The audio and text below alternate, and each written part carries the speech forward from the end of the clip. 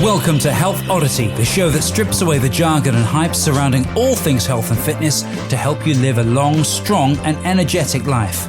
Lining up at the bar this week, here's Peter Lant, Paul Bassett and James St. Pierre.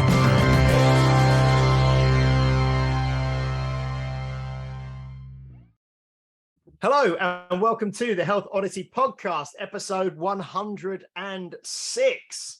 Now, today we are back together. We have the three podcast hosts all in the same room, not literally, but all on Zoom and connected for the first time since episode 101 with Simon Marion. So it's really nice that we've all been away. It's that sort of time of year where we've all had separate holidays and the podcast has continued. But as you've been listening to, as I hope you've been listening to, some weeks it was just Peter and Paul, and last week it was me and Paul with Lauren, and but now this time we are all back together. So we're going to use this opportunity to kind of discuss the last 3 or 4 weeks, what we learned while being away, what habits we continued while we were away, any changes we made while we were away, any decisions we made, any lifestyle practices that we tried or things we did differently, and the fact that we're all now back to normal life, as it were. We're just moving into sort of September, and life's going to go back to normal. All the holidays are done, and what we're going to do moving forwards. We do have guests lined up for the next, I think we've already got guests lined up for the next 4 episodes at the moment. So we thought we'd take this opportunity just to reconnect and catch up before moving into the next series of podcasts where we have some fantastic guests lined up. So Mr. Peter Lant, how are you doing? I am actually doing outstandingly well. And I don't say that lightly, honestly. 2 weeks off and then getting back to it on Monday. And then I've had some great conversations this week. Yesterday, I recorded an episode as a guest on Simon Marion's podcast. He asked me to come on. He's also going to ask you two guys, I think, as well. And we were talking for like 2.5 hours. Not the whole episode. Like, the episode wasn't that long, but we had a chat for half an hour beforehand and a chat for a while afterwards. And it was just great. So that's one of the things I was talking about with him of just a great thing that social media can be used for is connections to actual people you want to speak to. So, and I've had a conversation with a listener this week who got in touch with me about some online training, and he's going to sign up. So I've sent him a few messages, and we actually had a video chat, and he was a great guy called Lee. Shout out for Lee. So yeah, honestly, it's been just one of those weeks. It feels like I'm like something's shining on me or something, like everything's going right this week.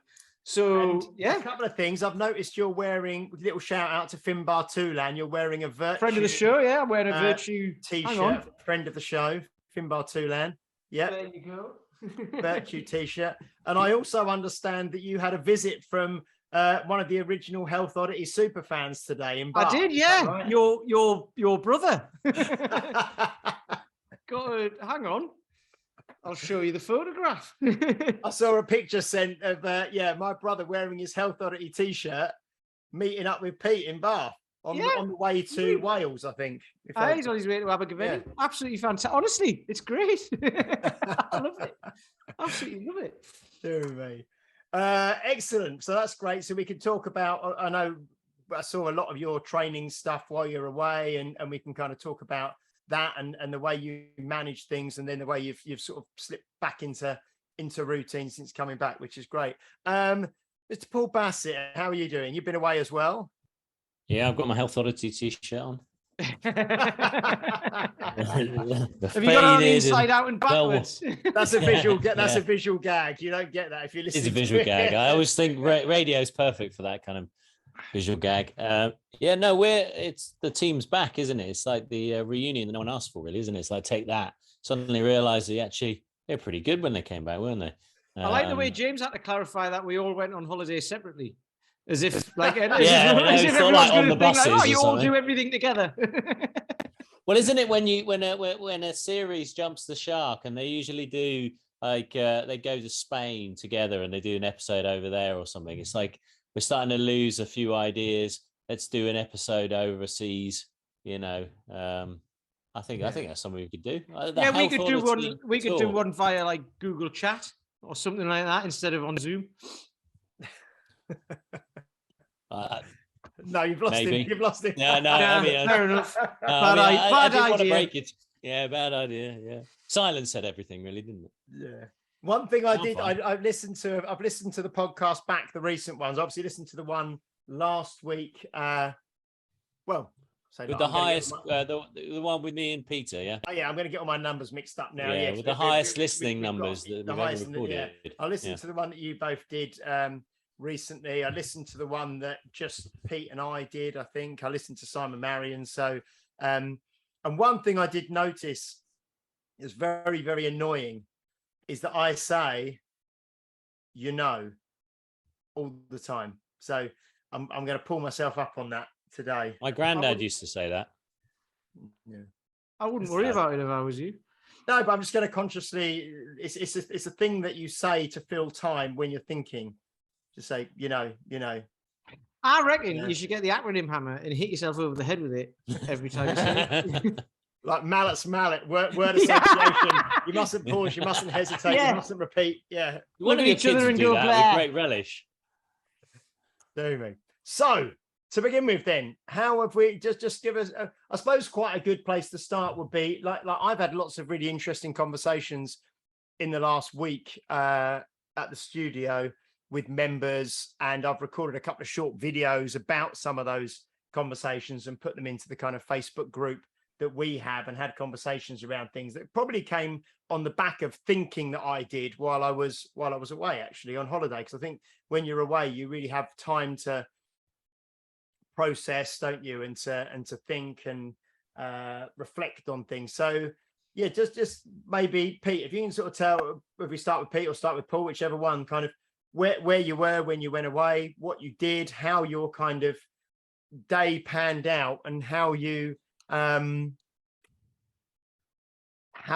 of kept up your healthy lifestyle. To what extent you did, to what extent did you just let go and relax, or to give people an idea of that. Well, for me, I mean, I was in Snowdonia for a week, and then the lakes for a week, the Lake District. So I was walking up and down mountains most days, which was brilliant. So I managed to keep up my training program because I sent Paul a message 2 weeks before I went away. I actually put a video out about this as well. It wasn't like all of a sudden, oh, I'm on holiday, I forgot about that. I knew when I was going. I've known for months when I was going and where I was going, and the fact that it was in the UK. So I mean, we were going in the car. So I sent Paul a message, said, here's what's happening. I'm going to take a 32 bell with us and a 36. Turns out I didn't need the 36. I was just driving around with one in the boot of the car. So I was going to try and charge him for petrol. On the old diesel. Yeah, I was going to try and charge him for petrol, but he didn't answer that message. But anyway, so I told him that, took the bells with us. So I managed to keep my program up, which was great. And yeah, so the only, like, I'd say the things that are different when we're on holidays, obviously I'm not working. I was still, what's it called? Updating people's programs for online, like on the Sunday. So I had to do that twice. But, we were basically just getting up, having a leisurely breakfast and all that, and then going and walking up a mountain, or walking along a beach or whatever with the dog. And then coming back down again, wandering around a bit, and then going for a couple of beers and a bit of food, or making some food in the cottage where we were staying. That's like last summer wine. Yeah. But this is the thing. We weren't anywhere like that was, a big party atmosphere or anything like that. We'd gone to do things like that because that's what we enjoy doing, and being outdoors and stuff. I think I saw you post a lovely picture, and you kind of said, I've just walked to the local pub and I'm just sitting having a pint, and there was sort of like a pub bench, and you just had mountain behind you and grass, and you were just, yeah. And it was just at the end, short walk to where you were. That was in Festiniog in the mountain. So the pub was at the end of the road. And that mountain behind it's got a dam on it, which is the local hydro. It's a hydro plant. So obviously they've got the dam, and then when they need electricity, they just like let the water out and it pumps through. But having worked in the energy industry, I know that that's very expensive, because then they've got to pump all the water back up again. So it's kind of a last resort when they need energy, like instantly, like that sort of thing. So anyway, yeah, it was just really nice. But the thing was, it was really hot the first week, and we've got a black spaniel. So being at the top of a mountain at 1 o'clock in the afternoon in the blazing sunshine when it's 30 degrees and there's no shade isn't what you want. So, and it was Sean's suggestion that we did Snowdon, because she's never done Snowdon before. And we got up at 5 o'clock in the morning, which, you don't do on holiday, do you? You don't do that on holiday, but it's like, well, we want to go up this mountain, and we can't do it because the weather's going to be really warm all week, unless we do it early in the morning. So we got up. We actually we'd got a takeaway pizza 2 nights before and a garlic bread, and there was like a whole, like an amalgamation there was an amalgamation of the three, but there was like a whole pizza left. So we had that for breakfast, right? Because we didn't want to cook anything or whatever, and we just wanted to get going. So as a fitness professional, and I'm saying it now, and I'm coming out, we had pizza for breakfast. However, we knew we were walking up and down a mountain that morning, so we wanted to be as quick as possible. But yeah, we got to the top at 9 o'clock, and it was very nice. It wasn't so busy. And there wasn't many people up there, up the top at 9 a.m. I wouldn't imagine. There was a decent amount, but not as many as there would have been later on. And then we got back in the car. We were done by 11:30. Then we drove to the beach and took Sid for a walk along the beach, and he went splashing in the sea and all that sort of stuff. So it was just really nice. But so the thing is, I managed to keep my training program up, because I was getting up the days I was doing that. It's only 3 days a week. I was getting out of bed at 7 o'clock in the morning. Sean was still in bed, and I'd just go off and start doing my thing. She'd get up, and then, we were just having a leisurely morning, because like walking up and down a mountain takes 2 or 3 hours, maybe 4, depending on which one you're doing and how far you're going.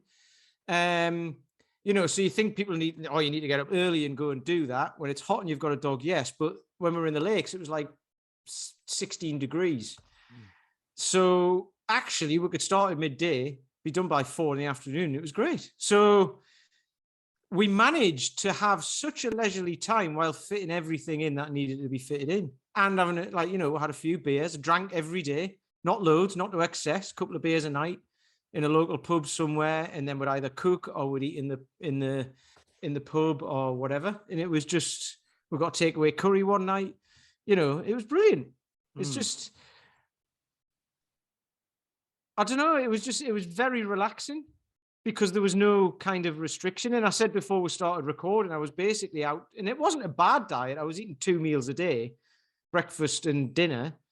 But eating dinner in a pub, you might have burger and chips, which again isn't that bad. It was like a homemade burger. It was proper locally sourced meat and all that sort of stuff. But it was kind of almost out training a bad diet, because we were having such an active time. So it was brilliant. Well, it sounds lovely that you're walking that much every single day, and you're still doing your 3 strength sessions a week, aren't you? And that was hard. Yeah. And you've especially doing 100 pistol squats in the morning, and then going, right, should we go and walk up a mountain? It was all right. Did you do any reading out there? Did you do any thinking? Did you listen to any podcasts?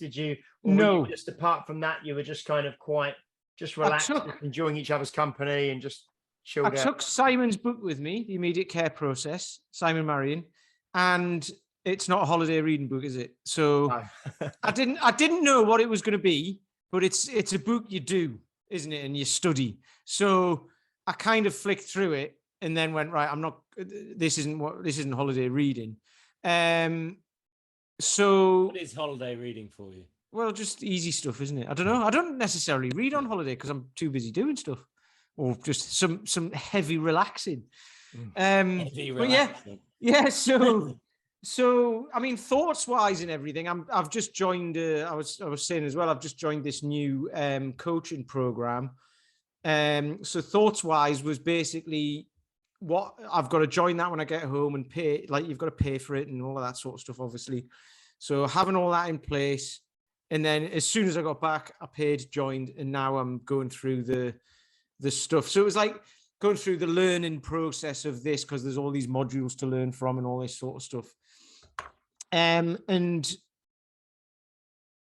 yeah, so it was just kind of enjoying my time, because from now forwards for the foreseeable, I'm going to be not super busy, but I'm going to be doing stuff. But what's really good about it is there's lots of videos with this thing, and there's stuff to learn and all of that. So actually, when I'd usually be like, well, what am I going to do with my time at the minute, and try and fill it in with something, it's like, if ever I've got any spare time, instead of watching something on YouTube or watching like a half-hour episode or something, I'll watch one of these videos and actually learn something. Because I try to do that anyway, but you don't always find stuff that you can actually properly learn from. But this is going to take me weeks. So yeah, it was a nice little break before not hitting it hard, but before like actually getting some proper work done. So do you feel that now you're back? Are you kind of freshly rested and invigorated, and now you're refocused to kind of maybe put in a good 3-4 months or whatever it is up until Christmas, and get back into work, get back into train? You know, I know you were still training then, but you know, kind of. Absolutely. I mean, like I said, I've had some great conversations this week with various people, and I think that's because I've had a lot of energy this week, because I've had some time off, because I wouldn't have necessarily had those conversations like, you know, in December, in the middle of December when I'm tired or whatever. But like, this is why I'm trying to work on that, so I've got that energy all the time, or as much as possible. But it's just been great. And what it has shown, and it goes with doing these podcast episodes and that as well, you've just got to keep doing it and doing it and doing it, and being genuine and living what you say and all of that, and proving that. And then people see it. You don't know that they're seeing it. We don't know, you know, we know roughly how many people are listening to this, but there might be more. But it doesn't matter, because we're going to keep doing it anyway. So being consistent, a little wins every day gets you to where you want to be. But you've got to have some time off at some point as well. Yeah. Because 2 weeks off has just rejuvenated me. Excellent. And Paul, you were away last week, I think, weren't you? Yeah, I was in Scotland. Scotland, okay. Outside Dumfries, which is a nice kind of temperature trap, actually, because usually it can be quite a little bit windy, blustery, or a little barren near the Highlands. So we're just down near Dumfries, which is it was just really nice. We just hired a cottage. Oh, well, my wife hired a cottage right on the beach. Have you got any family connections up in Scotland? She does. She has some farm, some friends, some cousins own a farm up there. So we weren't far from that. But yeah, we just had a cottage right on the beach. So literally just walk out the door straight into a beach. Which is good, you know, but you know, with all the strikes and stuff like that, I couldn't get up there on the trains without spending insane. I'm not going to go into how much money I would have spent to get to Carlisle and then up to Dumfries. Insane. So needless to say, I drove, and it took me 10 hours. So that was a long drive. I suddenly realized while I was driving how the body deals with being sedentary. It just has to adapt, because you just have to turn into a chair. Yeah. Because I didn't get any back pain, because my back isn't really a problem, but I neck was going forwards, you know, and you know, even if I sit back a little bit, because I'm quite tall, you know, it's just there's no way of doing it. And then you're realizing your foot's going out to one side, and then, you know, you get the external rotation of the hip and all that. So I literally took as many, because I didn't have anyone else in the car with me, because they went up earlier. They managed to get train tickets, and I had the Amazing 12 doing a photo shoot, and so I came up after them. I just drove up and did as many stops as I could. I think that's the only way to do it. I think I agree that some people can power through it. But honestly, I just didn't, you know, whether it took me an extra 2 hours or not. I mean, I probably could have got up there in 7 hours if I not taking a break, but I'm not that. I just go up there, go for walks, plenty of drinking, water, and I'm the weirdo in the car park doing a squat, you know. It's the only way to do it, you know, just get in there, squat, sit down, just kind of roll your shoulders and stuff like that, just to deal with it. You find you're sitting in the squat in the car park, and people go to the toilets in there, mate. I know. I should have pulled my trousers up, really. Yeah, there's actually a really good service station on the way up to past Carlisle, called what's it, T-Bay, and it has amazing like farmer food. It's basically a farmer's market in a service station, and brilliant. It's brilliant. I mean, like you go in there, right? Pies, meat, fresh, all the meats like locally sourced, like. And you're going in there just going, wow, I'm going to have that. It's got like artisan chocolates. It's brilliant. It's like, that's what every service station should be. It's basically like a better version of Whole Foods, like proper farmer's market, like everything fresh. I mean, I'm like, why the hell aren't every single service station like this? And there's loads of people there spending a ton of money. So it's probably just a bit more work than sticking on some Ginster's pasties, isn't it? I was thinking when I was in tour management that I would get a tour sponsored by Ginsters, because that was the main food that we had while we were traveling around the UK. But anyway, yeah. So I got up there and just kind of relaxed, really. I say relaxed. I kind of just like hit the mattress and went, ugh. And then there's like the first 3 days. Is that how you relax? Yeah, basically, yeah. I lost the functions of thought, speech. And actually I started fairly kind of well, and then I think my body said, okay, you don't have to do anything, Paul.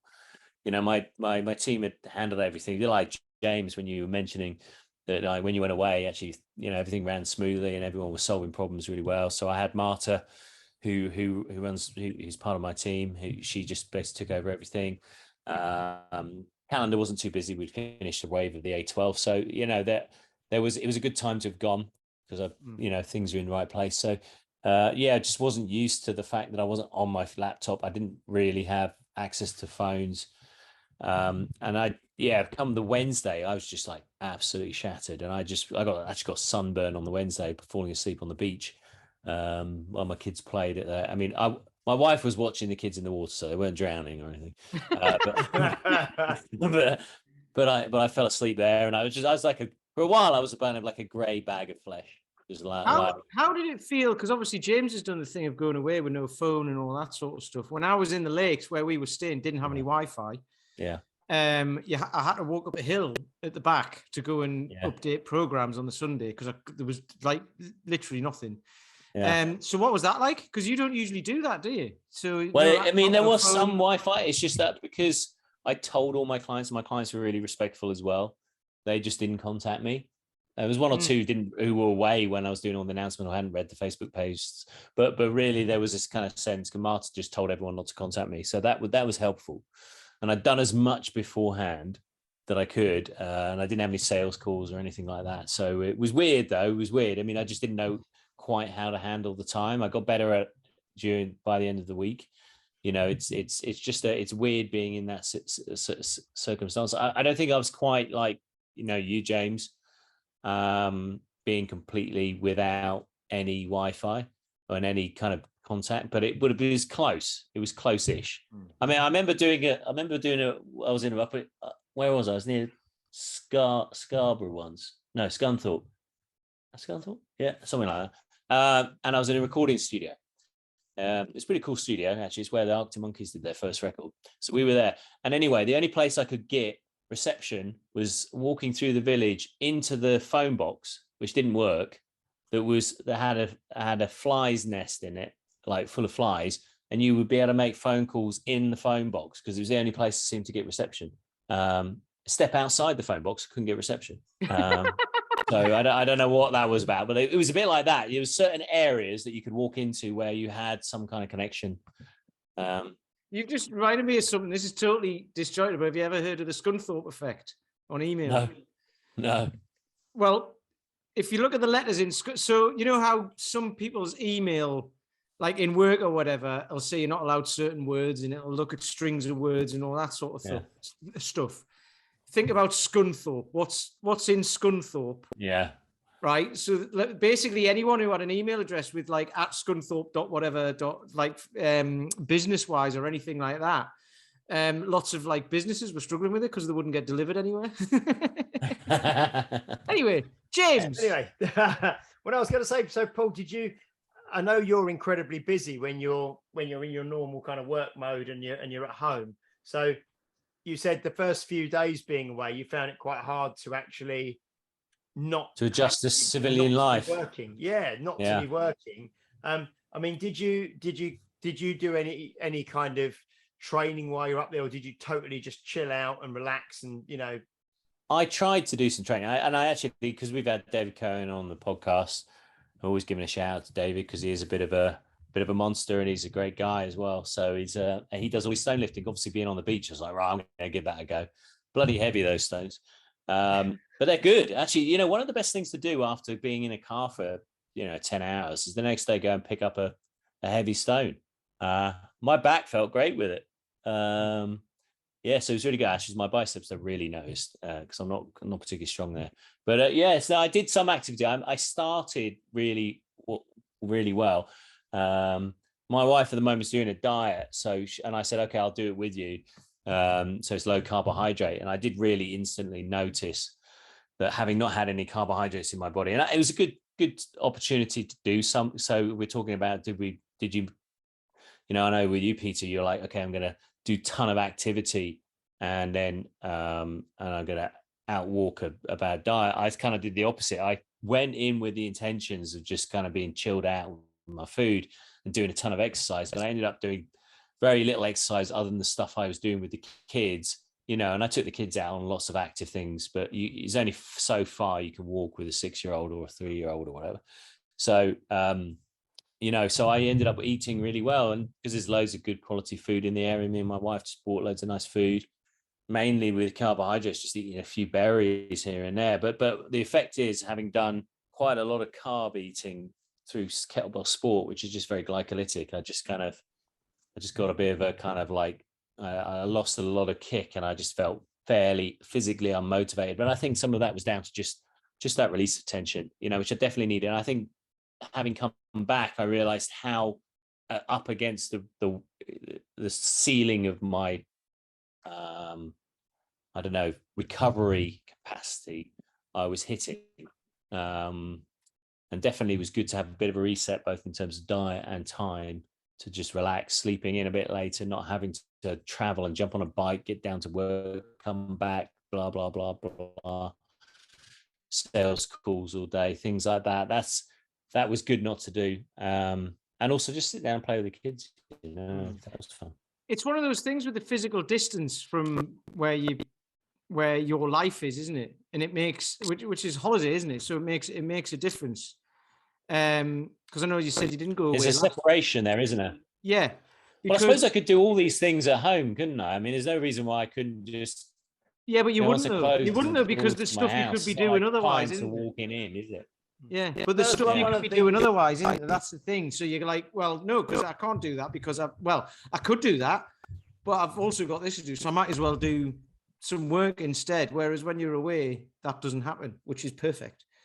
Yeah. So that's what I was going to say, really. Is there anything that any of the things that you did or while you're away that you came back and thought, oh, I'm going to try and keep doing this, or I'm going to do more of this at home, or even, well, that was a really lovely week, I'm going to make sure that I have a week off more regularly, or anything. I think that's it. Yeah, definitely the latter.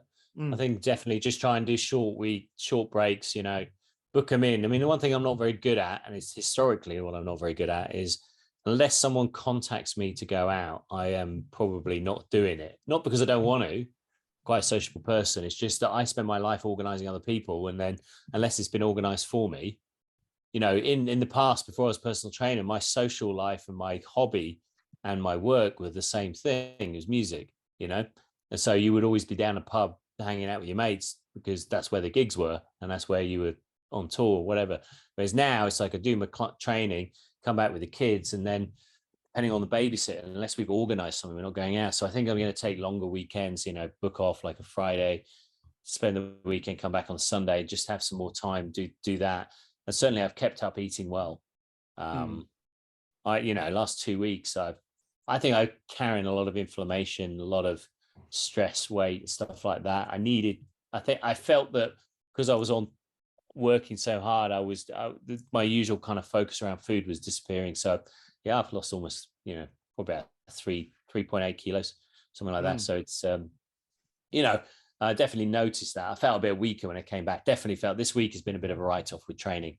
I did go with all the best intentions last week of doing loads of running and stuff like that. I just didn't. But this week, like Monday, Tuesday was a bit of a write-off. But yesterday I had a pretty intense session. I felt pretty good.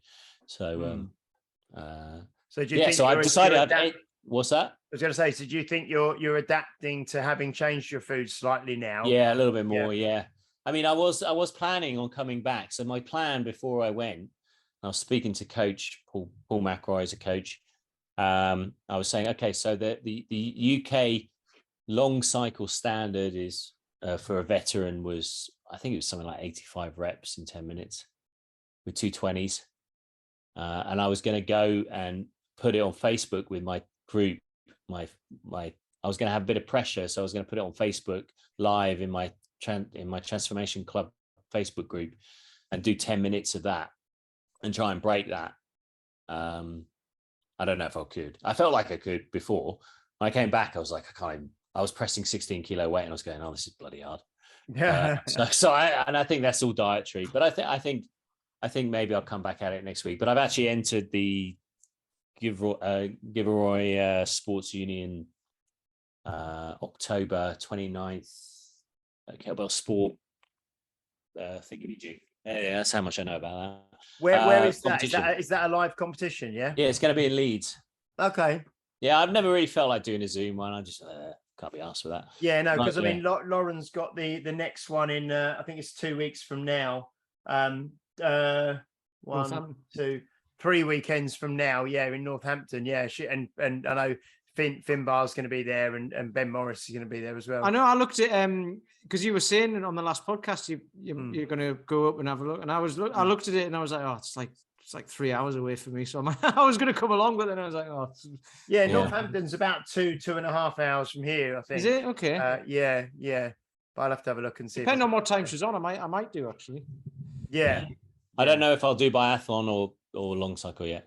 Yeah, I tick both boxes, but I'm sure I'll be able to choose one. Hedge your bets and decide at the time. Yeah. So I mean, to be fair, I'd done a little bit more long cycle, so we'll see how that goes. But anyway, I actually feel pretty awake at the moment. I think good example of eating well is that my brain feels pretty switched on at the moment. I think I was getting to the end of the fuse, I think.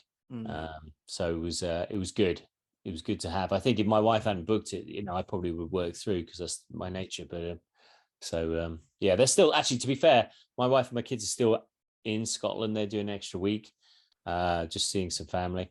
So I've actually got a kind of secondary holiday, which is that with no children, which at the moment, which is pretty amazing, actually. Just, it's not that I'm not changing I'm getting up later or whatever. It's just that, or going to bed any later. It's just that I don't have to think about the school run. I don't have to think about entertaining kids. I don't have to think about cooking dinners for everyone. So it's you've got peace and quiet. You've got time to think. You've got space. You can go to bed when you want to go to bed and sleep well. And can I ask a question? Yeah. Are you wearing trousers? I am wearing trousers at the moment. But yeah.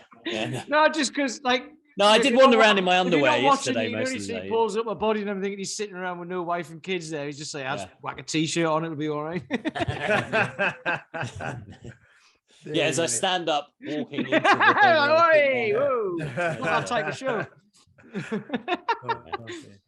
So are you going to stick with this eating for a little while? Do you think, is that the plan? Yeah. Well, my wife's focused on it, so I said I'll do it with her. So, I think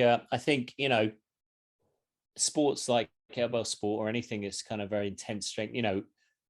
Most strength sports are quite carb heavy. We know explosive sports or endurance sports, you can drive through a ton of glycogen in a 10-minute set. And so I feel like I'm still a little bit adapted to carb burning.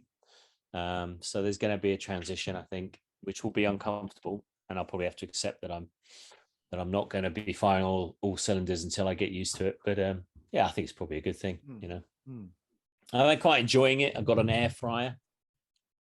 Ainsley was talking about the air fryers, wasn't he, when he was on? They're great. You can like sausages can be a pain in the ass to cook sometimes, and you take about half an hour to get them right. Air fryer doing like 16 minutes, no fat or anything. It's brilliant. Yeah, I haven't tried a steak in there yet. But, Yeah. Does yeah. it dry things out? Sorry, we get a bit boring now. Does it dry things out? I think it dries them out? out if you overcook them, but it doesn't dry Right, things okay. out if you're undercooked. So you just got to get your timing Okay. right. Yeah. Okay. We're starting to sound like the royal family now, aren't we? Have you had your tea? Yeah, corned beef hash. Do me. So, James, what are you having for dinner this evening? I don't know. Meat and two meat.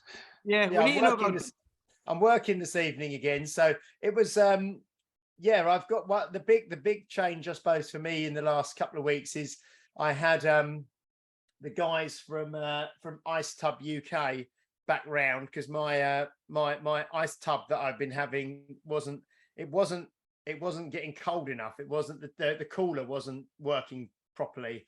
And I sort of suspected that it wasn't as cold as it was meant to be. So I bought one of these floating thermometer things, and it wasn't. It was saying it was you set it to a temperature, but the actual temperature of the water wasn't. So they were really, really good. They came around and got a brand new chiller, brand new filter, and now I am properly freezing. Well, my wife does cold baths, so every morning she just gets in the cold bath. Yeah. But there's cold bath, and then there's I've got it to 4 degrees at the moment, and it does go as low as 2, but it is a genuine 4 degrees on the thermometer as well. And I went in there last night. I made the mistake of going in there kind of before I wanted to go to bed, really, and I had 5 minutes in there at kind of 4 degrees, and it was lovely because it was pitch black and I could see the stars above me, and I was just sitting out there and I got my breathing right and everything. And it just took me hours to warm up afterwards. I got out and it kind of took me so long to get to sleep afterwards. So I've kind of learned that I won't do that just before bed again, because I literally was laying in bed under a duvet. And I think I must have just been chilled to the bone, Especially when you're tired, your body starts to get cold anyway, doesn't it? Yeah. But no, but that's really good. So that's a big change. Something I've implemented recently that I'm doing daily, which is really good. And yeah, just the break I had, the 2 weeks, like we've said, was fantastic. No tech, no phone, no emails, no social media, and it's definitely the way that I want to conduct all my holidays going forward. And I just had so much time to think, and doing a lot of thinking recently, a lot of growing, a lot of developing, a lot of just thinking. Well, it isn't holidays as often. It's not about running away, is it? It's about actually finding space. Because for me, I've never been creative when I'm stressed, when I'm angry, when I'm emotional, all those things. I'm never on my best. So some people can be inspired when they're depressed. They write great music. A lot of musicians, it's a way to express their frustration. They'll write.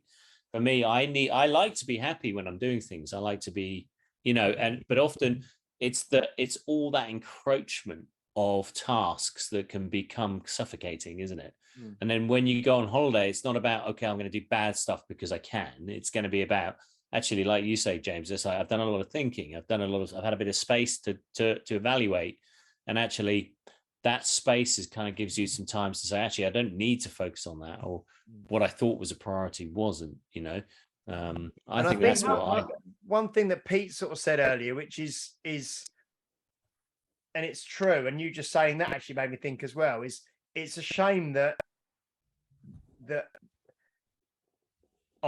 we need to go on holiday to have that time in that space where I find it hard to probably carve out that time and that space in day-to-day life, which is kind of one of the things I suppose that we should try and bring back from the experience of holidays. Actually, this is what I was going to say when Paul was saying that. I was saying you don't need to go away. You can do it. I mean, obviously, it's harder when you've got kids and everything and the busy life and all of that. But it doesn't matter how long it is as well. It can be 5 minutes, 10 minutes or whatever, just something for you and to bring your mind down. So mine's taking the dog for a walk. I was speaking to Simon about this yesterday. Mine's taking the dog for a walk. So instead of meditation or anything like that, I take the dog for a walk and I can just watch him run around. He hasn't got a care in the world. My brain switches off. Well, my brain doesn't switch off, but my my sense of having to do stuff switches off. And then that's when your creative brain comes out, doesn't it? And it's allowed to open up and think and do things and all of that. So, and we've spoken about this on a previous podcast, having little holidays throughout, like in the day. I think Dr. Chatterjee spoke about well, it. I think hobbies can be like that, can't I? I mean, that's why part of it's like the training. It's like, well, who was it? Was it on our podcast? Was I listening to it on someone else's podcast? I all blends into one anyway. But it was about men going to tea rooms. No, like coffee mornings to try and deal with lonely men and lonely individuals. So no men turned up to coffee mornings.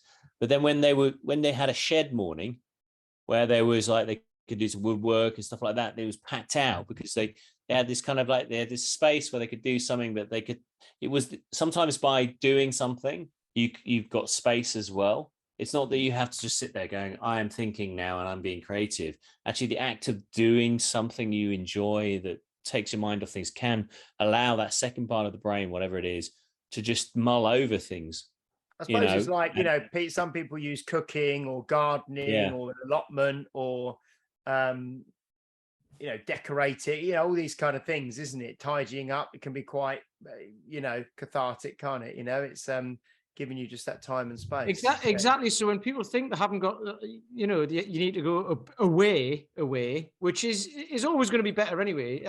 Well, I'm saying that, I don't know that for sure, but like in my head, it's better like the distance creates less need to actually have to think about things and do stuff. But you can do, like I say, you can do that throughout the day. And you guys have I've said the way I do it, and you guys have just explained many, many different ways that people can do it. And I think that can be a problem when you get to a certain point in life, doesn't it? When you're in your mid-30s, 40s, towards your 50s, people start to wonder, like, what did I used to do for fun? What did I used to do for that sort of thing? Because you could do it a lot when you were younger, before you got married and had kids and all these responsibilities and work and all of that. But hobbies are, I know I didn't have any up until a few years ago. I was just run ragged. Like we spoke about with Lauren last week when she was saying that the friends that the work friends and things, and they always used to go out to the pub sort of, 3-4 nights a week or whatever.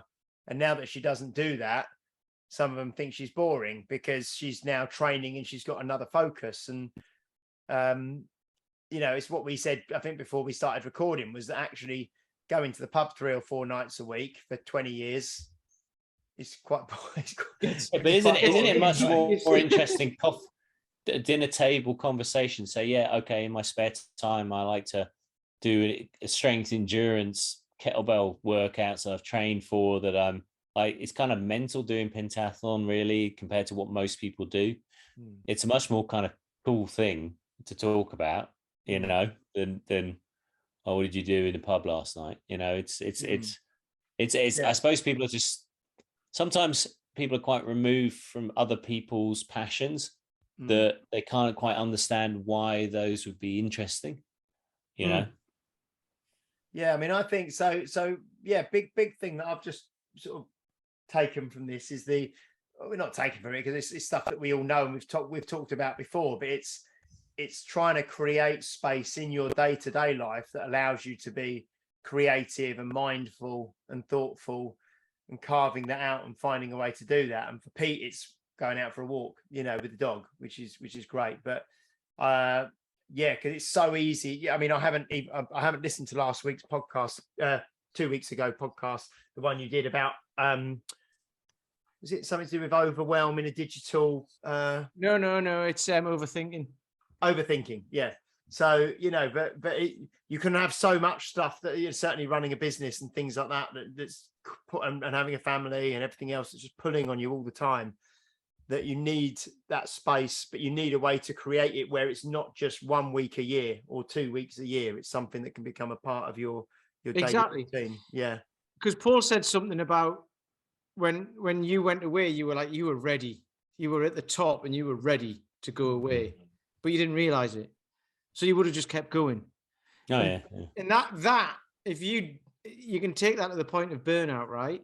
Whereas if you can find something every single day just to take you that little bit away from that, actually it creates that space for you to be able to recognize that anyway.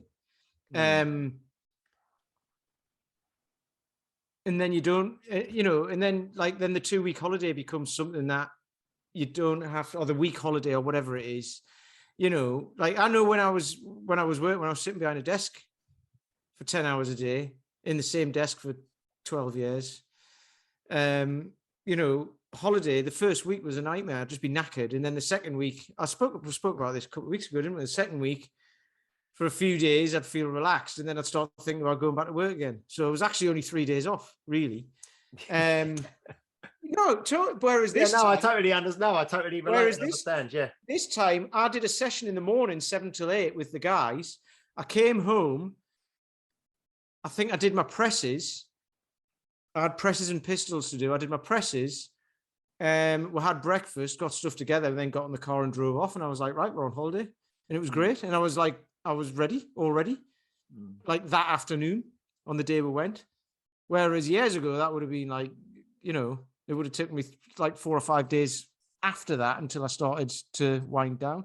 And also what you said, Paul, having kids who are like 3 and 6, you can't walk very far. Sid's 3 and he walks miles. I know. Yeah, I've really done a bad job preparing. I mean, he's got 4 legs. Well, that's true. Yeah. Well, I don't know. It's 3-year-olds and 6-year-olds do spend a lot of time crawling, though, don't they? I mean, my 6-year-old has this thing where he's trying to run like a monkey on the floor, and it's just amazing how his body moves. He just leaps, hands forwards, his legs follow, and he's like a monkey. And he'll sprint down the corridor. I don't know how he does it. It's amazing, the flexibility. But I found a quote that I remembered. It says, "Look with the eyes of a tourist who sees beauty where everyone sees routine." Yep. Because we can often, both me and Pete have actually had holidays in the UK, but it's easy when you live somewhere or you do something or you're familiar with your own routine in your own life, is that it does become something that you just, become blind to almost. And then for example, we got plenty of people who come to the UK because it's a beautiful place. It's got so much culture. There's so much to do and see. And we live here all the time. We don't notice it. You can't see the wood for the trees kind of thing. And then we go to other countries for culture. Sometimes it's like it's already here. It's just you're not appreciating it. And it's the same with being in your own life. It's like actually there's peace there. There's happiness there. There's creativity there, but you've just got to come at it from a different perspective. And sometimes the holiday does give you that time out so that you can come back and look at your own life with maybe fresher eyes. Well, it certainly has. I mean, it makes it sound like my 1 week off was pretty profound, but it was just a bit of space, wasn't it? Yeah, no, that's great. I think that's a great sort of place to wrap up, and I think that's the fact that we've all had that time off, and it also kind of helps you, helps with gratitude. And when you come home, you're like I said, I came back and I was kind of raring to go again. Do you know what I mean? Because I felt having that separation is a good thing. And like Pete said, now you come back, and I know we've got, I think I'm assisting at the SFG one in October. I've got the SFL in November. We're hosting the SFB again next May. We're going to have the Tactical Strength Challenge. I've got to arrange, the skiing trip for February, so much going on. But it was nice just to step out of it for 2 weeks and totally disconnect, and then come back kind of with, I suppose, a certain degree of excitement again. And I do think you need that break and that separation. Physically is good as well as mentally, I think it's great. Well, we've all been talking for about an hour. So I don't know if there will be any final thoughts, or if we've kind of covered what we were going to say. Pete, anything from you? Nope. Lovely. Paul, anything from you? I better take my trousers off again. Okay, so like I say, guys, we have got I think the next 4 weeks, I think we've got guests lined up, so we will be back again next week. Thank you all for listening. This has been episode 106. Please do like, share, subscribe, leave a review if you can. If you want to join the Facebook group, go onto Facebook, search groups and find Health Oddity. Join the conversation. It's really nice to see comments. We do get things posted to us, obviously, on Instagram and on Facebook and things relating to the podcast. And a lot of the time there's sort of private messages and stuff that people post us. But it's great to hear from listeners and from people who are on this journey with us. So until next time, thank you very much. And we'll see you next week. Bye-bye. You've been listening to Health Odyssey with Peter Lant, Paul Bassett, and James St. Pierre. To get your regular fix of hype-free health, you can subscribe and leave a review wherever you get your favorite podcasts. You can find out more on today's and other topics at healthodyssey.com or find us on Facebook or Instagram by searching for Health Odyssey.